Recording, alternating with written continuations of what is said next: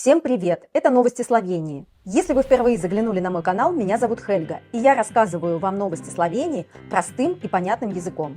В Словении прошли парламентские выборы. Они стали самыми напряженными в современной истории страны. Ни одной из партий не удалось набрать хотя бы 46 мест из 90 в парламенте. Лидером голосования стало либеральное движение «Свобода» во главе с премьер-министром Робертом Голобом. Оно получило 29 мандатов. Это около 28,6% голосов. Чуть позади оказалась правая демократическая партия СДС, возглавляемая прежним премьер-министром Янезом Янше. Они набрали 28 мест в парламенте. Так как ни у одной партии сейчас нет большинства, их главная задача – договориться о коалиционном правительстве. Но после выборов разгорелся скандал между главными политиками – Робертом Голобом и Янезом Яншей.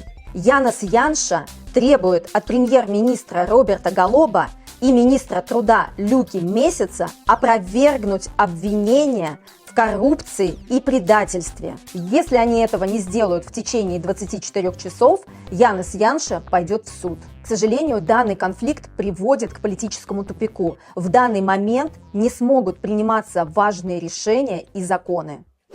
Сразу после выборов в Словении повышают зарплаты.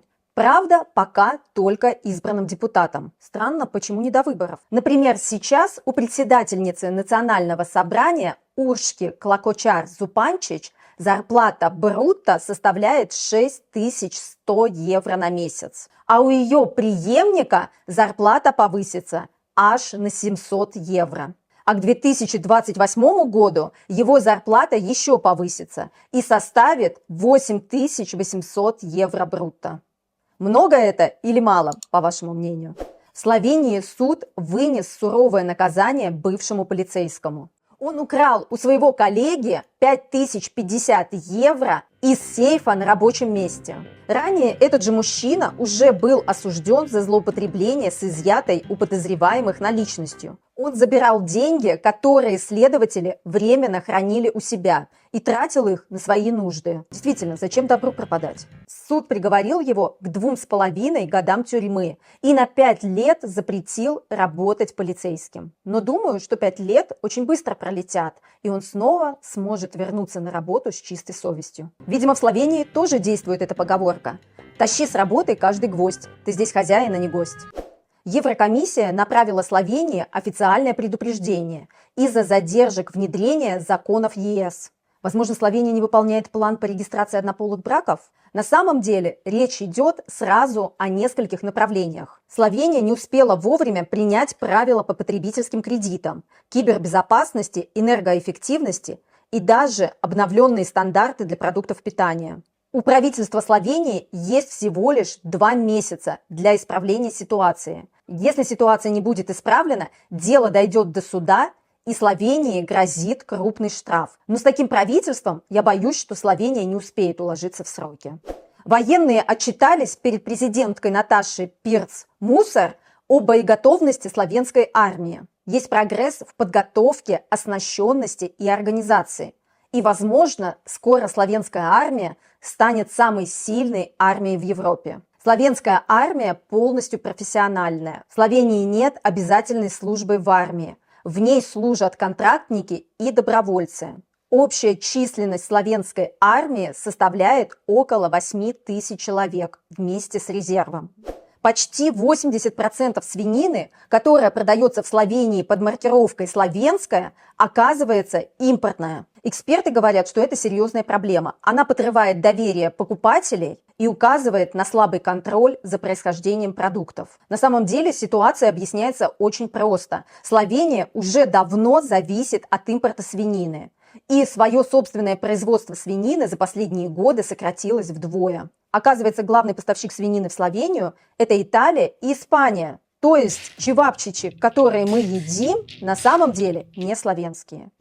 На днях ночью в словенском городке Словенска-Быстрица произошло крупное ограбление. Неизвестные ночью взломали магазин и украли огромное количество солнечных очков известных брендов. Ущерб оценивается в 40 000 евро. Полиция сейчас активно ищет преступников, но пока им не удалось напасть на их след. Друзья, если вы планируете переезжать в Словению и вам необходима помощь в оформлении всех необходимых документов, а также помощь в поиске жилья, смело пишите в личку моего телеграма. В Словенской Планице стартовал главный зимний турнир по прыжкам на лыжах с трамплина. Одно из самых главных лыжных событий в мировом спорте. Здесь собираются лучшие прыгуны, чтобы побить рекорды и заработать очки Кубка мира.